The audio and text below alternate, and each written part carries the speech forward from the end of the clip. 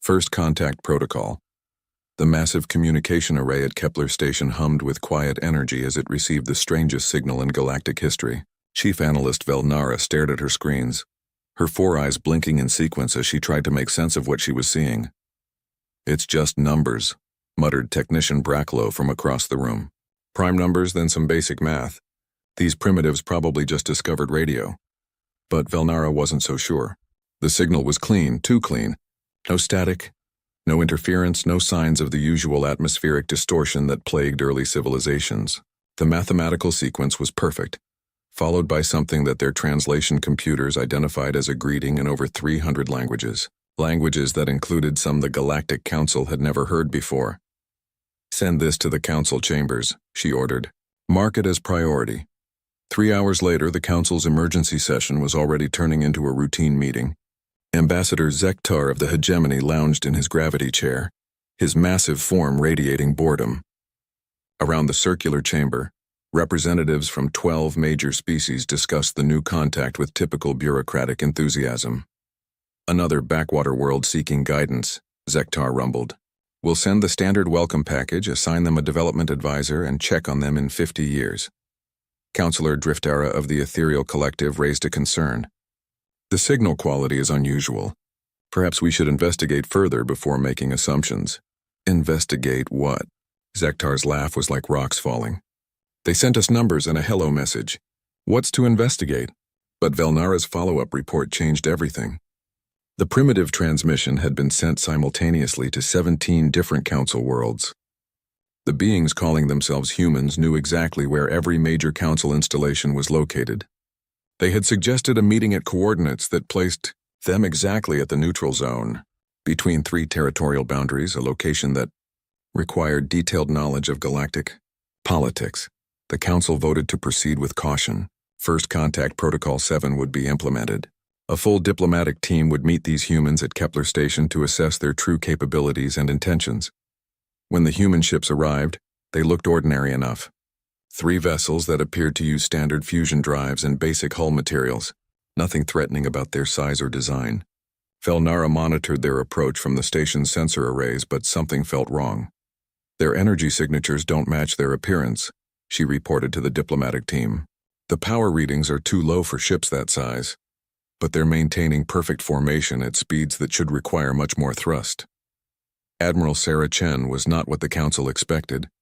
She was smaller than most galactic species, with dark hair pulled back severely and calm brown eyes that seemed to take in everything without judgment. Beside her, Dr. Marcus Webb carried himself with the quiet confidence of an experienced diplomat, his graying beard giving him a distinguished appearance that reminded some council members of their own elder statesmen. The docking procedures went smoothly. The humans had somehow configured their airlocks to match Kepler Station systems perfectly, despite having no previous technical specifications. When questioned, Dr. Webb simply smiled and said, "We're good at adapting." The formal greeting ceremony took place in the council's grandest chamber. Representatives from all major species attended, wearing their finest ceremonial clothing and displaying their most impressive biological features. The humans wore simple black uniforms with small insignia that meant nothing to the assembled aliens. "Welcome to the galactic community," Councillor Driftara began, her melodious voice carrying the weight of centuries of tradition. "We are pleased to guide you in your first steps toward civilized space travel." Admiral Chen bowed politely. "We're honored by your welcome. We've looked forward to this meeting for a long time." Zektar leaned forward in his chair. "How long have you been capable of interstellar travel?" "Our first successful faster-than-light journey was about 80 years ago," Dr. Webb answered carefully. "We've been improving our methods since then." The council members nodded approvingly. 80 years was nothing in galactic terms.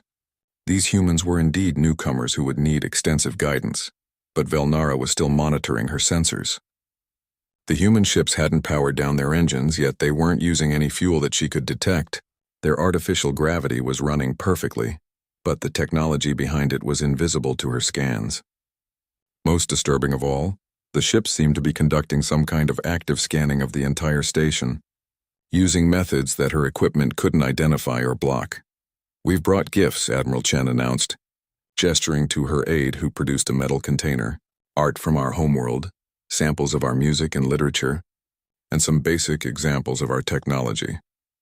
The container held beautiful items, paintings that seemed to shift and change when viewed from different angles, musical compositions that somehow adapted to the hearing ranges of different species, and what appeared to be a simple communication device. "This is a basic translator," Dr. Webb explained, holding up the device. "It learns languages quickly and helps with cultural understanding." The council's linguist, Professor Yichtal, examined the device with professional interest. Within minutes, he was staring at it in confusion. "This is impossible," he whispered to Driftara. "It's already learning our ceremonial dialects, languages I didn't even speak in its presence." Meanwhile, Admiral Chen was answering questions about human society with the patience of someone who had practiced these responses many times. "Our population is about 12 billion, she said. "We live on several worlds and maintain peaceful relationships with our neighbors." "Several worlds?" Zektar perked up. "You've established colonies?" "A few," Dr. Webb said modestly. "We believe in careful expansion." Velnara's sensors chose that moment to register something that made her double-check her readings. The human ships were receiving data transmissions from multiple sources throughout the galaxy, not random signals organized. Encrypted communications that suggested a vast network of contacts. She quietly sent a message to Counselor Driftara. "These humans have been listening to our communications for decades. They know more about us than we know about them." The ceremony continued, but the mood was changing. The humans were too prepared, too calm, too knowledgeable about procedures they should never have seen before. When Admiral Chen mentioned that they were familiar with the Council's charter, several representatives exchanged worried glances. "Where exactly did you learn about our charter?" Driftara asked carefully. "We've been observing galactic civilization for some time," Dr. Webb admitted. "We wanted to understand your customs and laws before making contact. We believe in being respectful guests." The word observing sent a chill through the chamber. It implied capabilities far beyond what these seemingly primitive visitors had admitted to possessing. As the ceremony concluded, and the humans were escorted to their guest quarters, Velnara compiled her preliminary report. The energy readings, the impossible technology, the too-perfect knowledge of galactic affairs. Everything pointed to a disturbing conclusion. Humanity hadn't come seeking guidance. They had come to announce their presence as something much more significant than anyone had imagined. And they were being very, very careful about how much they revealed. The Council would need to reassess everything they thought they knew about their new visitors. The question was, were they ready for what they might discover? The station's lights dimmed as the night cycle began, but in the analysis centers, work continued. Tomorrow would bring new revelations, and the Council was beginning to suspect they might not like what they learned. The evaluation begins. The next morning brought the standard first contact protocol demonstrations. The Council had performed these same presentations hundreds of times for new species, and they followed a careful script designed to impress and educate primitive civilizations about the wonders of galactic society. Counselor Driftara led the humans through the grand exhibition hall, where holographic displays showed the vast scope of the Galactic Council's territory. Thousands of star systems sparkled in the air, connected by trade routes and communication networks that spanned entire spiral arms. "The Council governs over 4,000 inhabited worlds," she explained, watching for the expected expressions of awe. "Our civilization has maintained peace and prosperity for over 6,000 years. Admiral Chen nodded politely. "Very impressive. Your coordination systems must be quite sophisticated." Dr. Webb studied the display with the careful attention of a professional diplomat. "The logistics alone must be fascinating. How do you maintain real-time communication across such distances?" The question caught Driftara off guard. Most new species were overwhelmed by the sheer scale, not immediately thinking about the technical challenges. "We use quantum entanglement networks and subspace relay stations," she answered. "Ah, of course," Dr. Webb smiled. "Quantum entanglement would be the most efficient method. Do you find that maintaining coherence across such vast distances requires significant power investments?" Professor Yichtal, who was observing the tour, frowned. The human was asking questions that suggested deep understanding of advanced physics. New species weren't supposed to grasp these concepts so quickly. The technology demonstrations continued in the Science Center. The Council's greatest achievements were on display. Matter converters that could transform basic elements into any desired compounds, artificial intelligence systems that managed planetary ecosystems, and medical devices that could repair almost any biological damage. The humans watched everything with polite interest, asking thoughtful questions that revealed uncomfortably advanced understanding of the principles involved. When shown the matter converter, Admiral Chen inquired about the energy costs of atomic restructuring. When introduced to the AI systems, Dr. Webb asked about the ethical frameworks used to prevent consciousness from emerging in the programs. "These are very advanced concepts," Driftara commented. "Your species seems remarkably quick to understand our technology." "We've had time to think about these problems," Admiral Chen replied carefully. "When you know faster than light travel is possible, you start working on the implications." Ambassador Zektar had joined the tour, hoping to see proper awe from these upstart humans. Instead, he found them discussing theoretical physics with the Council's top scientists, as if they were old colleagues catching up on recent work. "Perhaps it's time for you to show us your capabilities," he rumbled impatiently. "We've been very generous with our demonstrations." The humans exchanged glances. Something wordless passed between Admiral Chen and Dr. Webb, a communication so subtle that most species would have missed it entirely. "Of course," Dr. Webb said smoothly. "Though we should warn you, our technology might seem crude compared to your achievements. We've focused on practical solutions rather than elegant ones." They returned to the docking bay where the human ships waited. Admiral Chen activated what appeared to be a simple control device, and one of the vessels opened to reveal its interior. The Council delegation expected to see primitive conditions, basic life support, crude computers, maybe some recognizable weapon systems. Instead, they found themselves looking at technology that seemed almost organic in its design. "This is our standard exploration vessel," Admiral Chen explained, leading them inside. "We call it the Harmony. She's about 50 years old, so not our latest design." The interior was beautiful in its simplicity. Smooth walls that seemed to glow with inner light, control surfaces that appeared to be grown rather than manufactured, and a sense of space that was somehow larger than the ship's external dimensions suggested. "Your artificial gravity is very smooth," Professor Yichtal observed, running scans with his instruments. "I'm not detecting the usual field generators." "We've found that integrated systems work better than discrete components," Dr. Webb replied. "Everything works together." Velnara was running continuous scans, and what she was seeing made no sense. The ship appeared to be built from materials that were simultaneously organic and metallic. The power source was invisible to her instruments, yet providing enormous amounts of energy. Most disturbing of all, the ship seemed to be aware of their presence, adjusting its internal environment automatically to accommodate each different species. "May we see your propulsion system?" she asked. Admiral Chen hesitated. "It's not particularly exciting. We use modified fusion drives with some efficiency improvements." But when they reached the engineering section, the modified fusion drives looked nothing like any propulsion system in the Council's databases. The engines were silent, producing no heat signatures, and somehow managing to bend space around them in ways that should have required massive amounts of exotic matter. "How fast can your ships travel?" Ambassador Zektar demanded. "Fast enough for our needs," Dr. Webb answered diplomatically. "We prefer not to rush." The evasion was becoming obvious. Every direct question about human capabilities was met with modest deflection. When asked about their population, they said enough. When asked about their military strength, they mentioned defense forces. When pressed for specific numbers or details, they always had reasonable explanations for why such information might cause cultural misunderstandings. The tour was interrupted by an emergency alert. Alarms began blaring throughout Kepler Station, and Velnara's communicator crackled with urgent reports from the control center. "Cascade failure in the primary life support system," came the panicked voice of Chief Engineer Mordek. "We're losing atmosphere processing on levels 7 through 12. Estimated time to critical failure, 18 minutes. The Council delegation immediately began emergency procedures. Evacuation protocols were initiated, backup systems were brought online, and repair crews scrambled to assess the damage. But the humans didn't panic.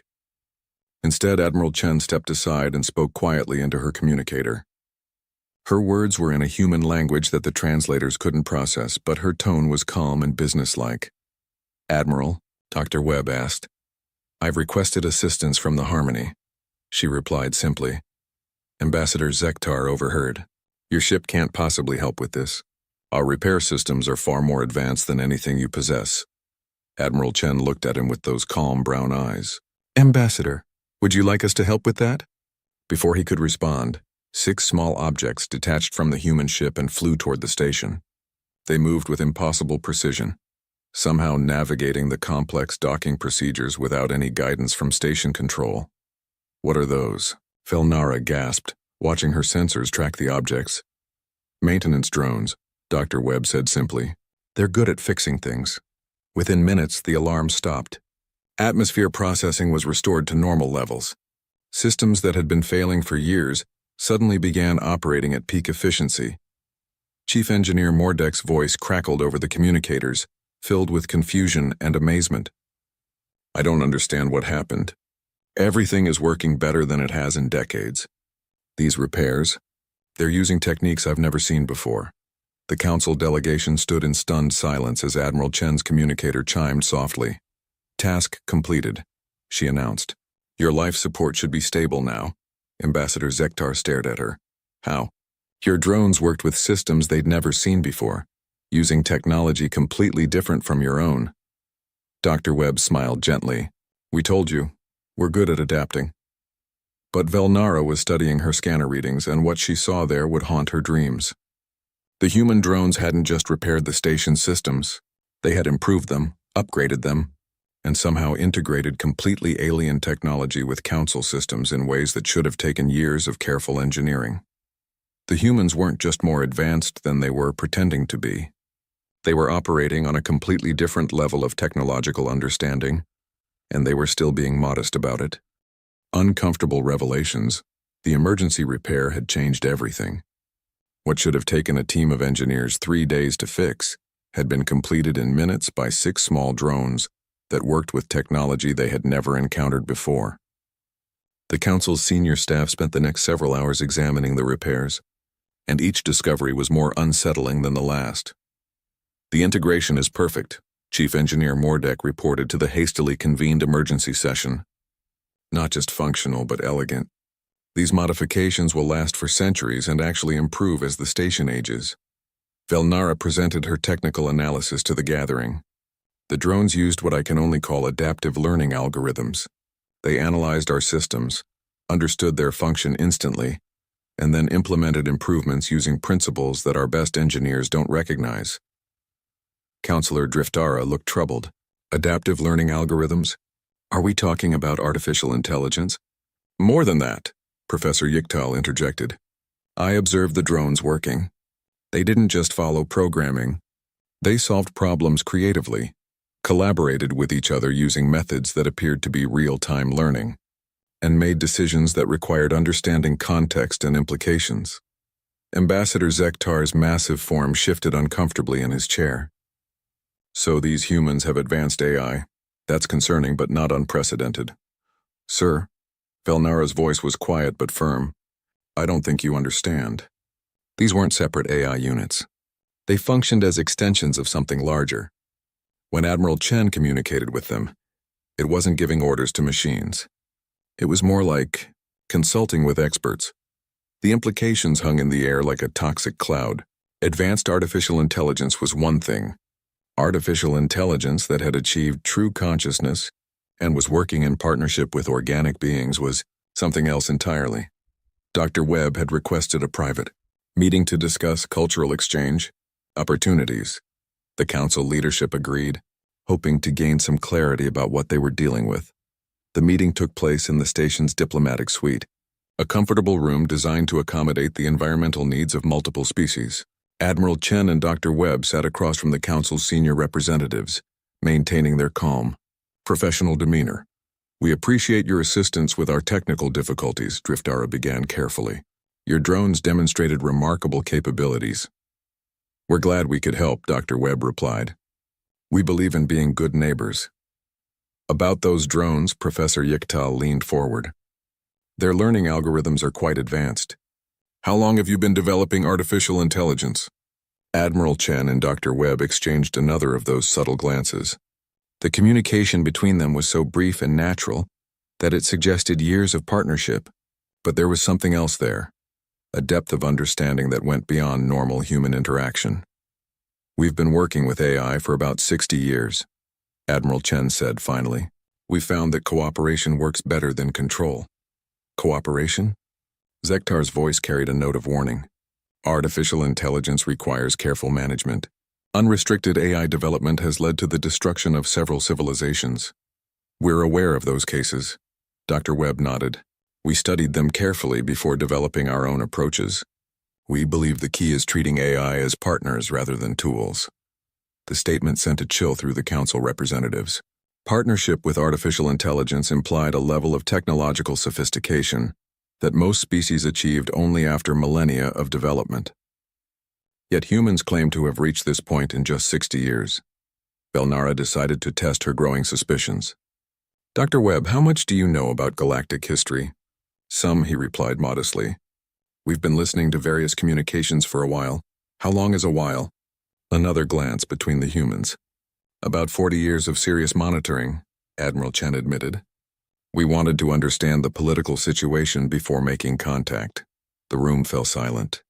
40 years of monitoring galactic communications meant the humans had been observing council activities, trade negotiations, military movements, and diplomatic secrets for decades. They knew about internal conflicts, alliance structures, and political rivalries that many council species tried to keep hidden from each other. What exactly have you been listening to? Driftara asked, her melodious voice carrying an edge of concern. Dr. Webb consulted what appeared to be a simple data pad, but Velnara's sensors indicated it was processing vast amounts of information in real time. Well, we've been following the territorial disputes in the Vegan sector, the trade problems between the mining guilds and the agricultural cooperatives, and the ongoing negotiations about the expansion of the neutral zone. Each item he mentioned was supposed to be confidential council business. The fact that humans knew about these issues in such detail suggested intelligence gathering, capabilities far beyond what any newcomer species should possess. We've also been concerned about the Darklore situation, Admiral Chen added casually. Their recent military buildup seems inconsistent with their stated peaceful intentions. The statement hit the council like a physical blow. The Darklore hegemony was a hostile empire located far beyond council space. They had been secretly building military forces for the past decade, but their activities were supposed to be known only to the council's most classified intelligence operations. Zektar leaned forward aggressively. How do you know about the Darklores? That information is highly classified. We monitor potential threats, Dr. Webb said simply. When someone starts building invasion fleets near populated areas, we pay attention. Invasion fleets? Driftara's voice was sharp with alarm. Our intelligence suggests they're building defensive forces. Admiral Chen shook her head. I'm sorry, but your intelligence is incomplete. The Darklores have constructed 17 attack groups hidden in asteroid fields along your outer borders. They appear to be planning coordinated strikes against at least 6 council worlds. She activated her data pad, and holographic displays filled the air above the conference table. The images showed detailed star maps, fleet compositions, and tactical analysis that was more comprehensive than anything in the Council's classified databases. These reconnaissance images are from last week, she continued. The lead elements of their advance forces are already in position. The Council representatives stared at the intelligence data in shocked silence. Not only did the humans know about threats that the Council's best spies had missed, but they were conducting surveillance operations throughout the galaxy with apparently no effort at all. Professor Yichtal was the first to find his voice. How many worlds do you control? Control is a strong word, Dr. Webb replied diplomatically. We prefer to think of it as maintaining presence. How many worlds do you maintain presence on? Drifter oppressed. Another pause, another glance. Currently, about 400 systems have human colonies or observation posts, Admiral Chen said finally, but most of them are small outposts. We prefer light development. 400 systems.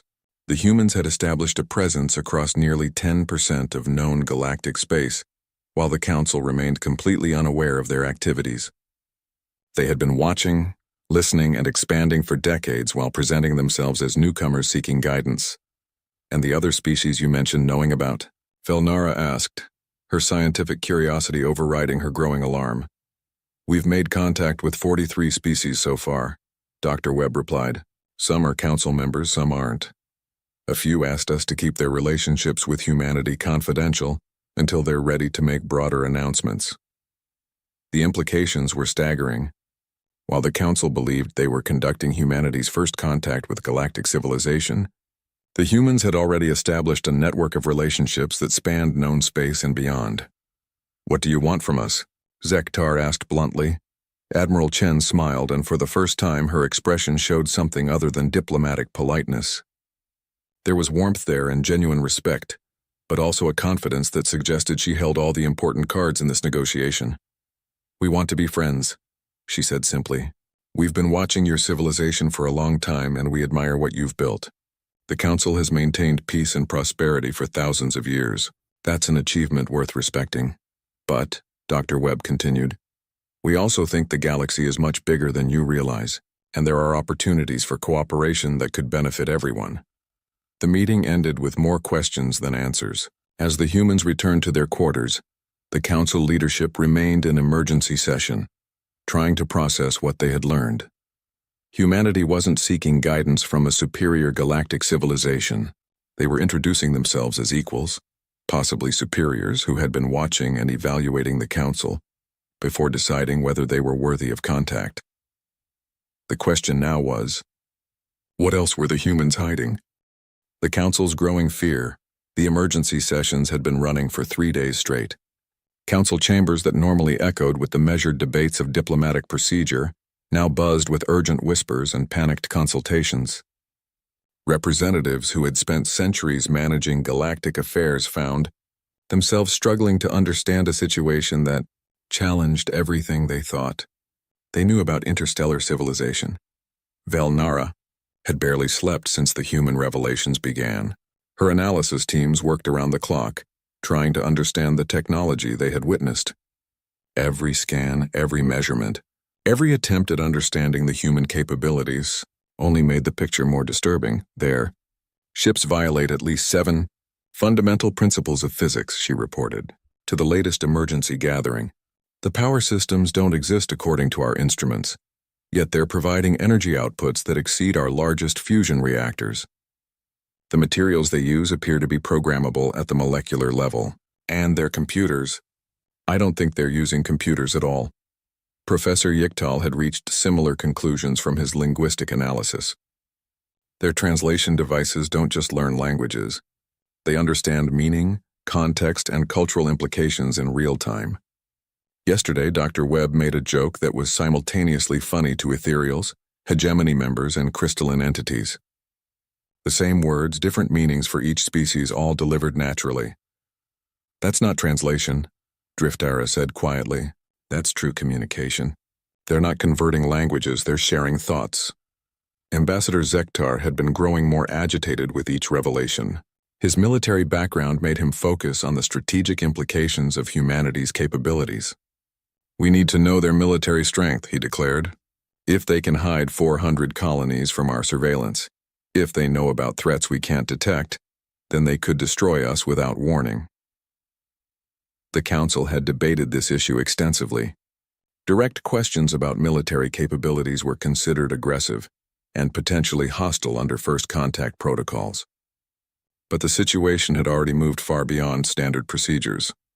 Dr. Webb had agreed to a meeting specifically to address military questions. He arrived at the Council chambers alone, his calm demeanor unchanged despite the obvious tension in the room. "We understand your concerns," he began without preamble. "You need to know whether humanity represents a threat to Council worlds." "It's a reasonable question." Zektar leaned forward aggressively. "Show us your weapons. That's complicated," Dr. Webb replied carefully. "Our military philosophy is quite different from most galactic civilizations. We prefer to avoid conflicts rather than win them."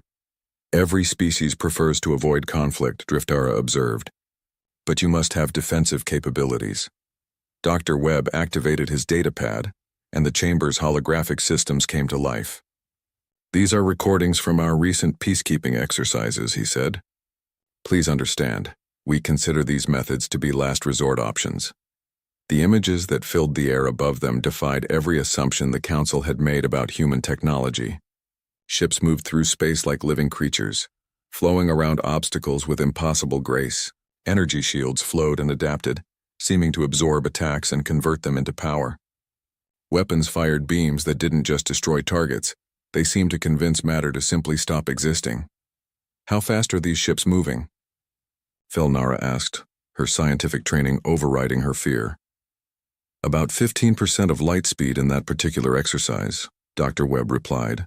"We limit speeds during training to avoid accidents. 15% of light speed at sublight velocities was impossible. No known propulsion system could achieve such speeds without relativistic effects that would tear ships apart. Yet the human vessels moved at those speeds while maintaining perfect formation and executing complex maneuvers." "The weapons." Zektar's voice was barely a whisper. "What are they?" "Controlled matter dissolution," Dr. Webb explained with obvious reluctance. "We identify the quantum signatures that hold target materials together and suggest that they might prefer a different arrangement." Professor Yichtal stared at the recordings. "You're manipulating fundamental forces at the quantum level. That's not weapons technology, that's reality manipulation." "We prefer to think of it as gentle persuasion," Dr. Webb said with a slight smile. "Matter is usually quite cooperative when you ask politely." The demonstration continued with even more unsettling revelations. Human ships could apparently become invisible to all forms of detection, travel through solid matter without interacting with it, and communicate instantaneously across any distance. Their defensive capabilities included shields that existed in multiple dimensions simultaneously, and the ability to shift portions of their ships out of normal space-time to avoid damage. "This footage is from exercises?" Driftara asked weakly. "Training scenarios," Dr. Webb confirmed. "We believe in being prepared, but we've never had to use these capabilities against organic civilizations." "Never had to?" Zektar caught the implication immediately. "What have you used them against?" Another pause. Dr. Webb seemed to be debating how much to reveal. "There are entities that exist in deep space. Ancient constructs left behind by extinct civilizations.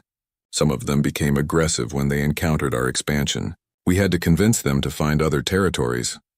The room fell silent. The idea of humanity casually fighting ancient alien artifacts was somehow more terrifying than any conventional military threat. It suggested a level of confidence and capability that bordered on incomprehensible. But Dr. Webb wasn't finished. "We should probably mention that the Colonial Fleet, Admiral Chen's group, represents our most conservative military branch. They believe in careful, measured responses to threats." "There are other branches?" Felnara asked, though she dreaded the answer. "The Pathfinder Corps tends to be more proactive in their approach to galactic security, and the deep-range scouts operate in territories that most civilizations consider mythical." He activated another series of recordings. These showed human activities in regions of space that the Council's best astronomers considered impossible to reach. Ships operating near the galactic core, where radiation and gravitational forces should destroy any technology. Colonies established in dimensions that existed parallel to normal space. Contact with entities that lived in the quantum foam between realities. "How many humans are there?" Professor Yichtal asked. "That depends on how you count," Dr. Webb replied thoughtfully. "If you're talking about baseline humans like myself and Admiral Chen, about 40 billion across all our territories. But we've also developed several enhanced variants adapted for different environments. And then there are our AI partners, who consider themselves human in all meaningful ways. 40 billion individuals with technology that exceeded the Council's capabilities by orders of magnitude.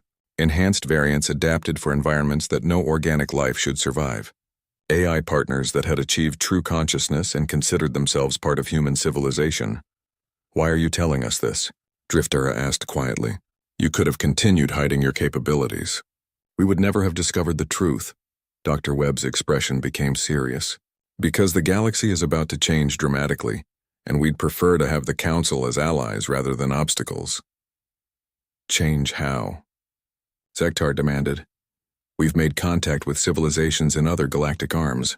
Some of them have been wondering why this spiral arm seems so isolated and underdeveloped.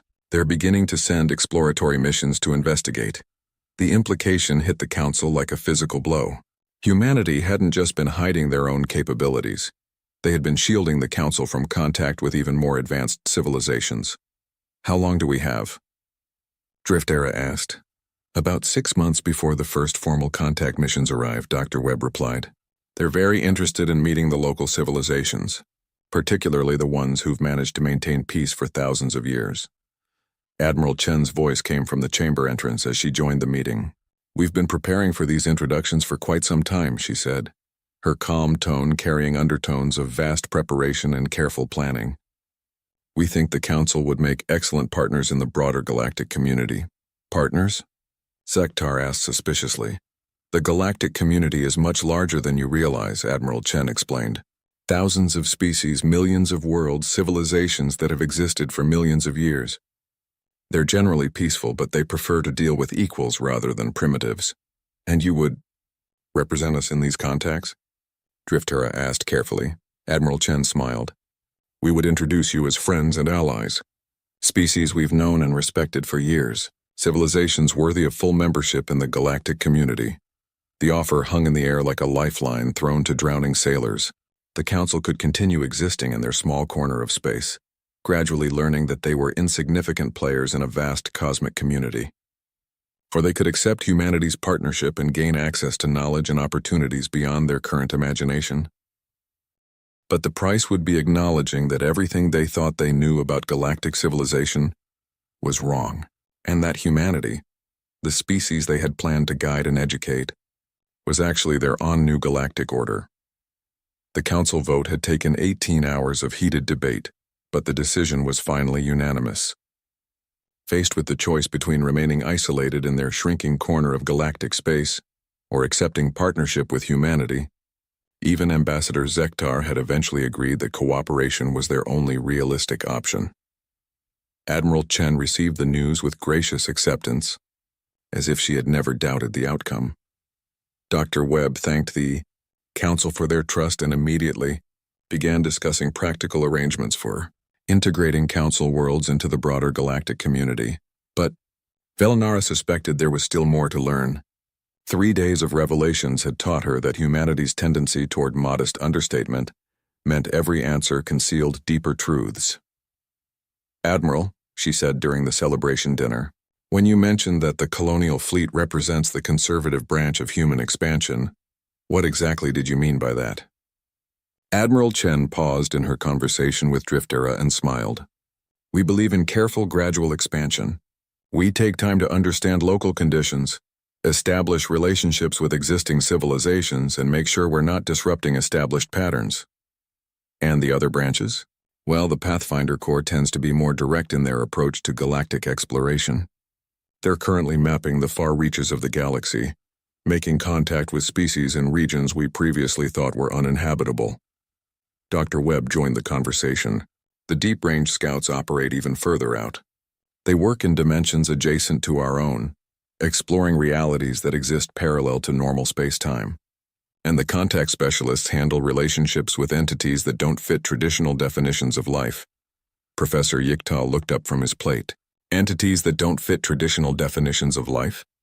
Plasma-based intelligences that live inside stars, Admiral Chen explained casually.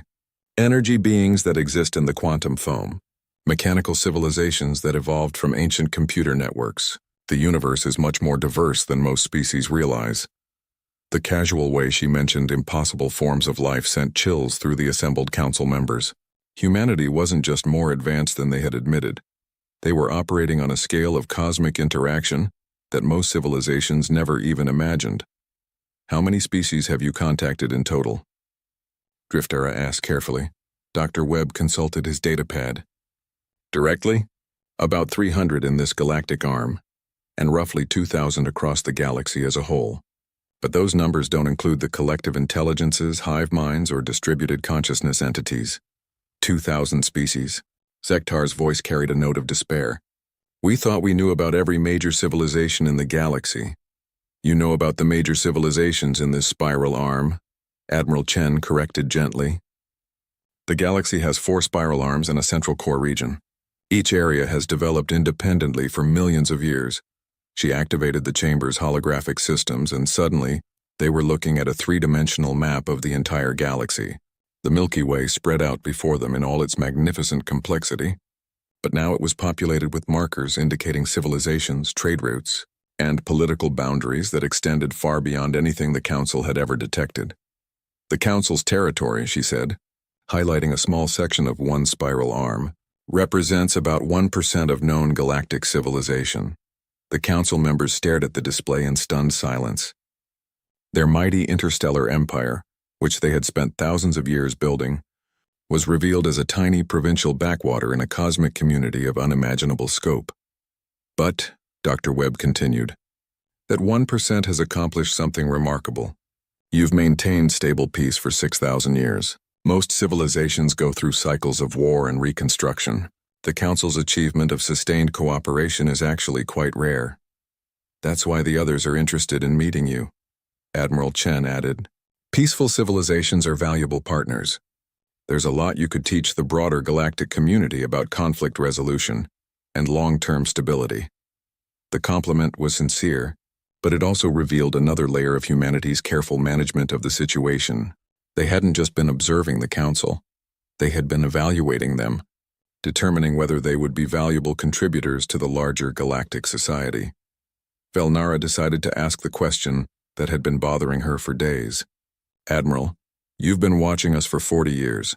You've built a network spanning the entire galaxy, and you have technology that exceeds our understanding. Why did you wait so long to make contact? Admiral Chen exchanged one of those subtle glances with Dr. Webb before answering. We needed to mature as a species first, she said simply.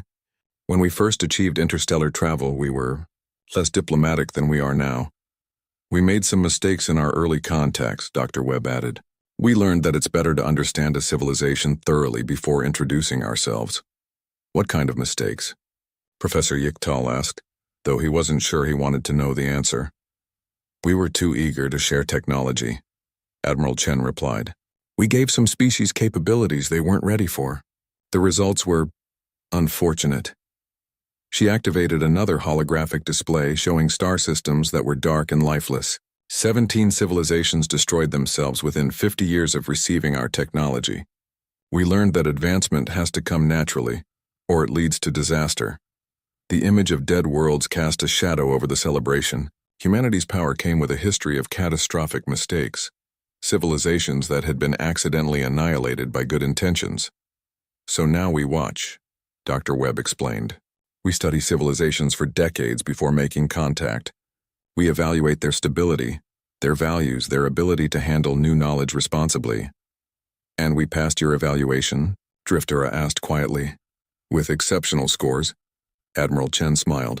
The Council has demonstrated exactly the kind of wisdom and restraint that makes for good galactic citizens.